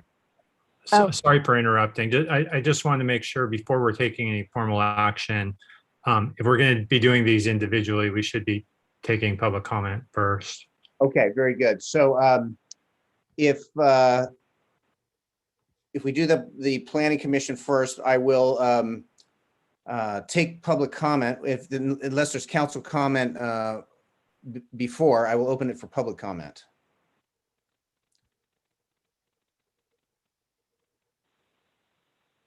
Oh, there is one hand raised. Very good. Nancy, you're allowed to speak. You can unmute yourself. I vote for retaining the two commissioners that want to re-up. They've been doing a great job. Thank you. Thank you. And is there any additional public comment? There is no other public comment. Okay, thank you. So we'll bring it back to council. We had a good applicant meeting today with interviews and a number of applicants spoke and it was certainly helpful to have that interview session. So on the Planning Commission, the first vote, the nomination I would make is for John Pont, and I believe that Mr. Hardy seconded that. And so if we could see if there's a roll call. Mayor Ellsworth? Yes. Councilmember Hardy? Yes. Vice Mayor Doring? Yes. Councilmember Chateau? Yes. Paul? Yes. And my second nomination then, and though I believe Marika has been doing an excellent job, I was very impressed with Mr. Warner's breadth of experience. And so my second nomination would be for Christopher Warner.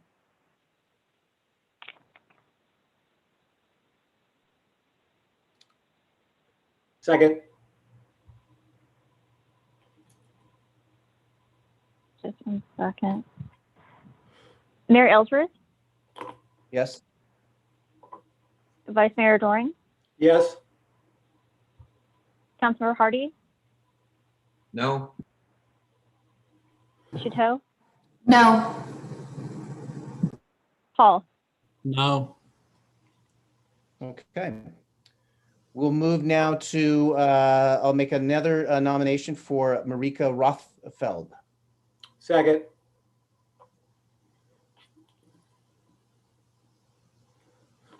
Mayor Ellsworth, Yes.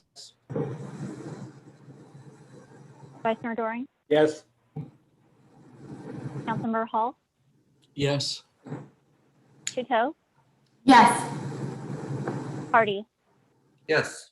Very good. So that's our Planning Commission nominations. Thank you, everybody, for the applications.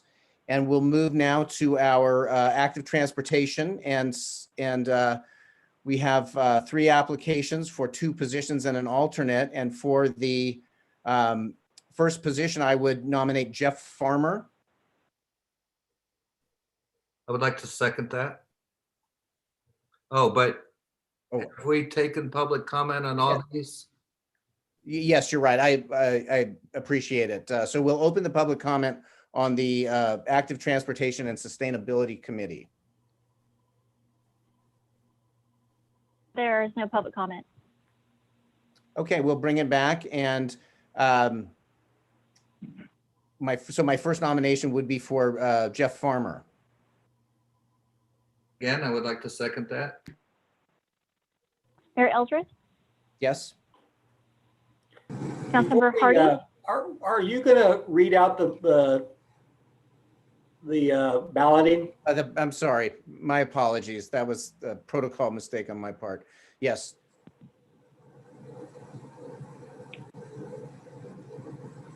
just 1 second. I closed that out. I think we should just do it for all. We did it for Planning Commission. Yeah, you're right. Just 1 second. I At least the closed top it 4 out. maybe. Or the top 3 here. Bear with me.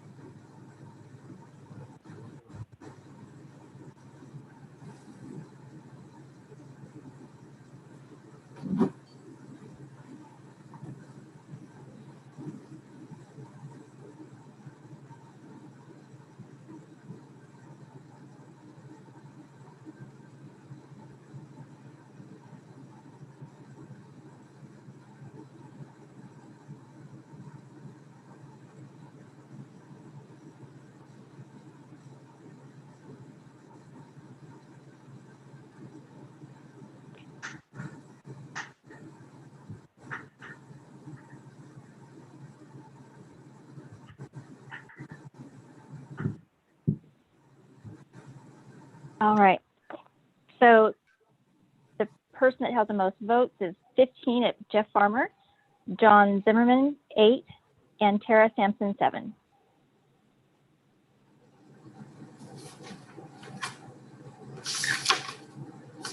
Okay, very good. So with my nomination, I will nominate Jeff Farmer for the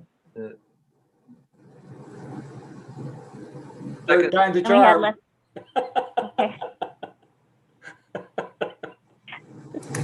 So Mayor Ellsworth, yes.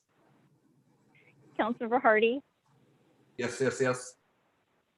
Paul, Yes. Chateau, Yes. Vice Mayor Doring, Yes. And then I will nominate on the second position, Tara Sampson. Second.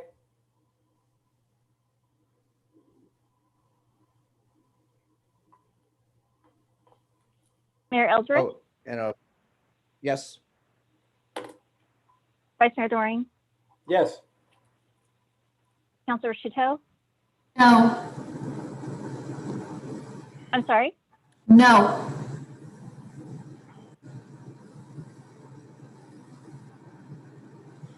Paul? No. Hardy? No. Okay, and so then the next nomination would be for John Zimmerman. Second. Mayor Ellsworth? Yes. Vice Mayor Doring? Yes. Councilor Chateau? Yes. Paul? Yes. Hardy? Yes. Okay, and then for the alternate position, I would then nominate Tara Sampson. Second.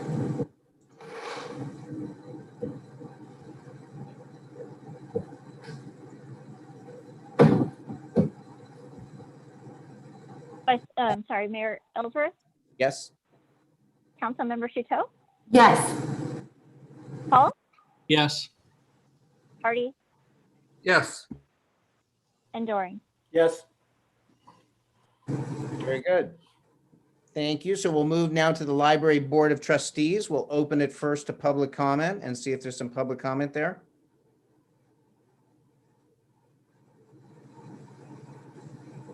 There is no public comment. Okay, so we'll bring it back to the council and we'll look for the voting from the clerk, please. Just 1 second, I closed that one out too.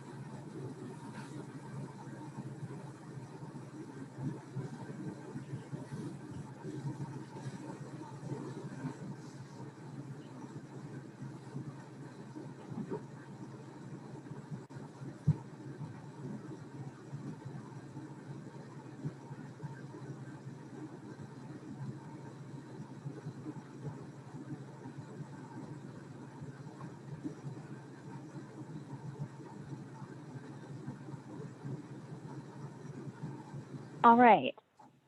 So the person with the most votes is David Slaby. Second is Lynn Weber. Third is Janet Myers. And fourth is Terry Wood. Okay. So I will begin. I'll make the first nomination of David Slaby. Second. Okay. Yours. And roll call, please. Mayor Ellsworth? Yes. Councilmember Chateau? Yes. Paul? Yes. Hardy? Yes. Vice Mayor Doring? Yes. Okay, and my next nomination will be for Lynn Weber. I'll second that. Mayor Ellsworth? Yes. Councilmember Chateau? Yes. Hardy? Yes. Paul? Yes. Vice Mayor Doring? Yes. And I'm sorry, did we get Janet Myers? I'm nomination for Janet Myers. Yes, she was third. Okay, and then the next would be for Terry Wood. Are you nominating Janet Myers to the Yes, Third yes, seat? I'm sorry. I lost my order there. Yes. I'm nominating Janet Myers for the third seat, and then we'll do Terry Wood. Second.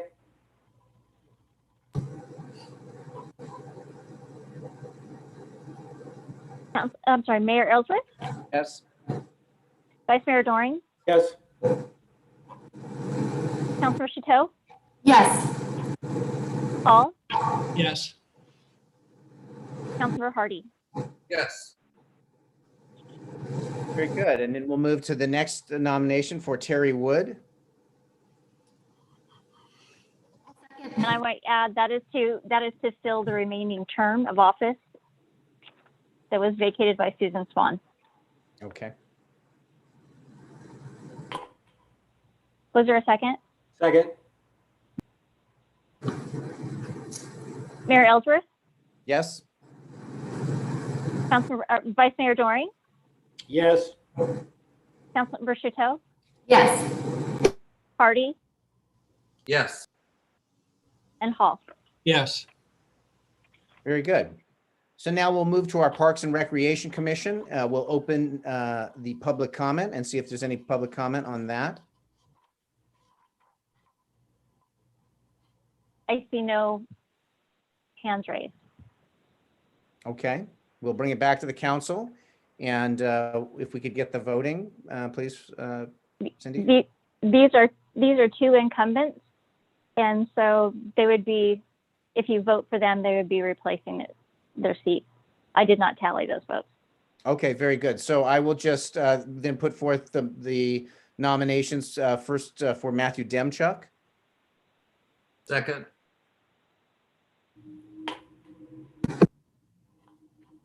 Mayor Ellsworth, Yes? Councilmember Hardy, Yes. Hall, Yes. Chateau, Yes. Vice Mayor Doring, Yes.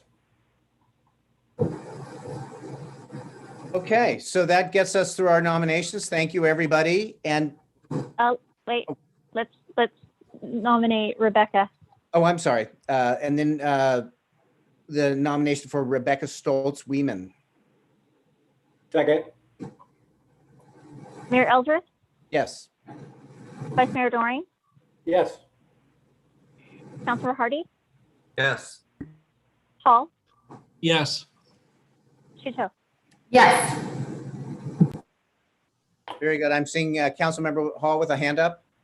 Well, thank you, Mayor. I was just going to suggest, I actually am the council's liaison on the PRC, and we do have at least one open position there. And I don't know if there were any other candidates who the council was interested in, who earned good votes, maybe on the planning commission, that wanted to be assigned to the PRC, or how that process would work. I was just thinking about Mr. Warner indicated he might apply to anything. Yes, Cindy. So what I was going to do is any of the applicants that weren't appointed, I was going to send them a personal email inviting them to apply for any of the other vacant seats. We also have a vacant seat on the ATSC for an alternate position. So I was going to see if we could get them to apply. Thank you. And in our resolution, we're going to note that we're going to be leaving the recruitment open. And that way these hopefully new applications could come in. Is that correct, Cindy? That's correct. Okay, very good. Thank you. Okay, so with that, then I would entertain a resolution appointing the applicants to the committees with and leaving those applications the period open for those committees that still have remaining members. You go. Thank you. Is there a motion?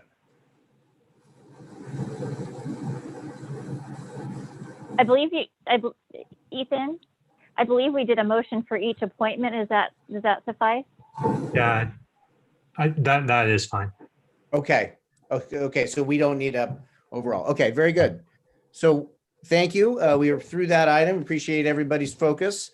And we'll move now to our final item this evening, and this is the discussion of the and consideration of conducting hybrid, virtual, and/or in-person city council and boards, commissions, and committee meetings. And this again is our city clerk, Cindy Shafopoulos. So, Mr. Mayor and council members, on June 15th, 2021 marked an important date for California as Governor Newsom had lifted the COVID-19 stay-at-home order and the county chair system has been retired. Because of this, staff is actively working on reopening plans to allow for safe and efficient transition back to in-person services, which will include the manner in which city council and boards, commissions, and committee meetings are held.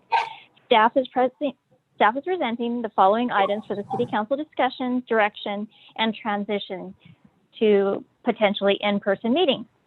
So I've given you a few options to continue fully virtual meetings, and agendize this discussion for a later date, move to in-person meeting only, move to a hybrid approach where it'd be in-person and virtual, or provide a different alternative that you would like me to explore. So the clerks in the Valley, we've kind of been trying to share what we're doing with our councils. And the Napa City Council meetings are going to be fully open by mid-July. They will not do a hybrid approach to in-person and virtual. They're just going to be taking public comment, allowing for public comment via phone calls. I noticed that American Canyon and Calistoga are still announcing their meetings are being held via Zoom. And Yountville is going to be moving to in-person meetings soon. And just to let you know, if by chance we do go to in-person meetings, we would be held to the board, to the school district's guidelines. And we would all have to be face coverings. The capacity is reduced to 61 persons present in the boardroom.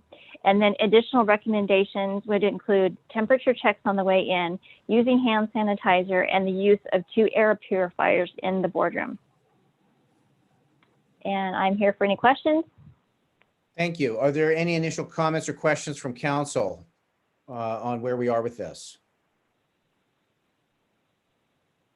If my temperature is too high, I don't get to go to the council meeting. I have, No fair heating up the thermometer, Paul. Councilmember Chateau, did you? wait, just to clarify, we have to wear face masks the whole meeting in person? That is correct. Exhausting to talk with a face mask. In looking at where things are and still some unpredictability out there with variants, et cetera, I'm wondering about the thought of coming back, staying in the Zoom world and re-looking at this, or moving to a hybrid approach. I wouldn't want to jump right back into the full the full live meeting until we were comfortable in terms of making sure that in terms of ventilation, in terms of folks being at the meetings, and also, as you're saying, being in the masks adds another component. My thought is to look at staying on Zoom a little bit longer. That's where I'm at, but I'm seeing Councilmember Doring or Vice Mayor Doring may have some thoughts. Well, I just had a question to clarify what the hybrid approach means with respect to council member participation, what the expected participation is. Are we all expected to be in person, but other people could do Zoom, or could we also be doing it by Zoom? I don't know if you have an answer or what the council's expectation is. We all do it, or some of us do it, because that makes a difference in how I think about it. Cindy, do you have any insight on that? Well, luckily, since Governor Newsom has not, we still have in place the Brown Act. There's portions of the Brown Act that have been waived. Therefore, it allows us to meet virtually and in person. So really, it's what the council would like to do. You tell me how you would like to meet, and I will put it into place. If you want half of the council to be virtual and half the council to be in person, and Same thing with staff. What would you like to see? And that's what I will work out those details. It doesn't happen overnight. You have to at least give me maybe through the first meeting in August to get things in place. I'm working with Napa TV to try to make the virtual presence possible and also in person. Okay. Councilmember Hardy or Councilmember Hall, do you have any thoughts where we are with this? My thought is that we stay virtual until all of us are free to gather together, including all participants who want to come before the council. Okay, thank you. Councilmember Hardy? I agree, although I do want to add that I believe this was how City of Napa is proceeding. I think providing in the future for comments at the public forum by telephone does make some sense. But I'm not sure I see any advantage long-term in a fully hybrid approach. And in terms of when to shift to an in-person meeting, I'd like to revisit this subject in a month. I think we'll know more in a month.